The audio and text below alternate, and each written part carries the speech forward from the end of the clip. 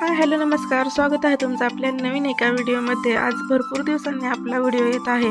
कारण पण असंच आहे, कारण की गेल्या 3 ते 4 दिवसापासून आमची इथे लाईट नाही आणि आजपर्यंत पण आमची इथे अजून लाईट आलेली नाही आहे। कंटिन्यू 4 दिवस झाले, आजचा 4था दिवस आहे लाईटीचा।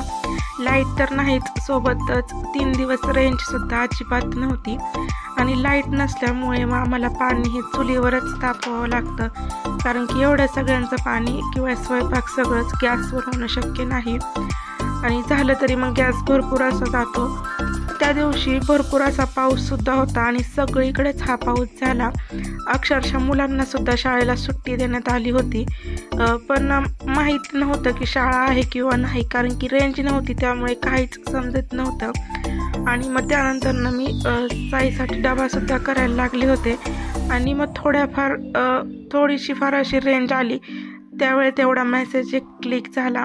त्यावेळेस समजलं की मुलांना शाळेला सुट्टी आहे आणि सुट्टी देखील 2 दिवस त्यांना होती।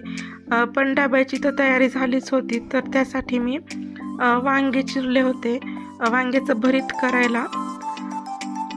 तर हे वांगे आता मी पाण्यात भिजत ठेवले आणि लाईट नव्हती, त्याच्यामुळे सकाळचं जे भाजी असती ती बिन वाटण्याचीच करावी लागत होती, कारण की सकाळचं सगळंच बघता पाट्यावर वाटण वाटता येत नव्हतं, कारण की पाट्यावर वाटण वाटायचं म्हटल्यावर भरपूर असा उशीर व्हायचा। मग त्यामुळे सकाळची जी डब्याची जी भाजी असायची ती अशीच सुक्कीच केली जायची।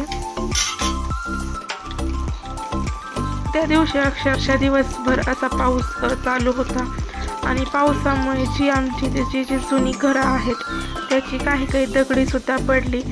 तर या इथे तुम्ही पाहू शकता बकरी वगैरे सगळे आतमध्ये बांधलेले आहेत आणि साईसुद्धा घरातच होता, कारण की शाळेला सुट्टी म्हटल्यावर मग त्याचा घरातच खेळ चालू होता, बाहेर जायला भेटत नव्हतं।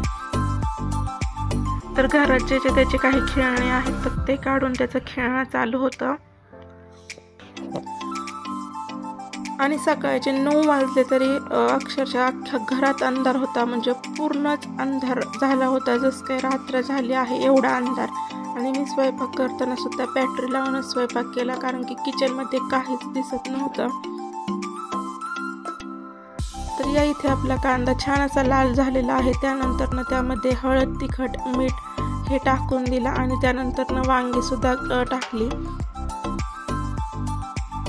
आणि ती लाईट नसल्यामुळे पाण्याचा पण भरपूर असा इश्यू होतो, कारण की आमची इथे जे ग्रामपंचायतीचं पाणी वगैरे जे काय असतं ते नाही, डायरेक्ट मोटर आहे, प्रत्येकाच्या शेतामध्ये जी मोटर आहे ती चालू करून त्याचंच पाणी वापरतो।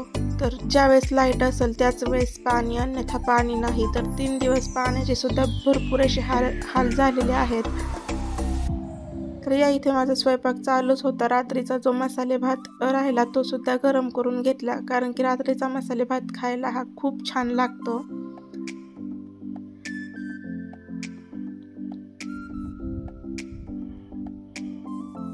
तर एकीकडे भाजी सुद्धा होत होती की लगेच चपात्या करून घेतल्या, सगळ्यांनी चहा चपातीचा नाश्ता केला। जरी बाहेर जायचं नसलं तरी सुद्धा थंडी आणि पावसाची भूक खूप लागते, त्यामुळे सगळ्यांनी गरम गरम असा चहा चपातीचा नाश्ता केला। तोपर्यंत साईने देव पूजण्यासाठी खाली घेतले होते आणि मग त्यानंतर साईला देवपूजा सुद्धा करू लागले, कारण की लहान मुलांनी एवढी व्यवस्थित केली तरी देवपूजा केली तरी देव व्यवस्थित असे लावता येत नाहीत, त्याच्यामुळे मग त्याला सुद्धा देवपूजा करू लागले। आणि त्यानंतर आता किचन आवरायला घेतलं।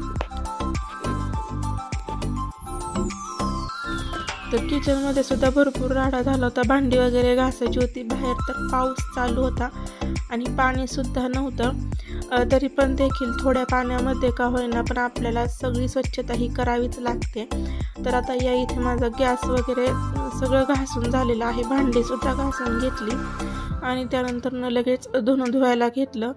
ओले कपडे ठेवूशी वाटत नाहीत, कारण की पावसात तरी कपडे वाळणार नसले तरी सुद्धा ते धुवावेच लागतात। बाहेर तर भरपूर असा पाऊस चालू होता आणि त्यानंतर जे आजी सासरे आहेत त्यांची सुद्धा जेवायची वेळ झाली आणि ते घरी येऊ शकत नव्हते, मग त्यांना ताट नेऊन दिलं आणि आज 10:30 वाजता माझं कंप्लीट काम आवरलं होतं।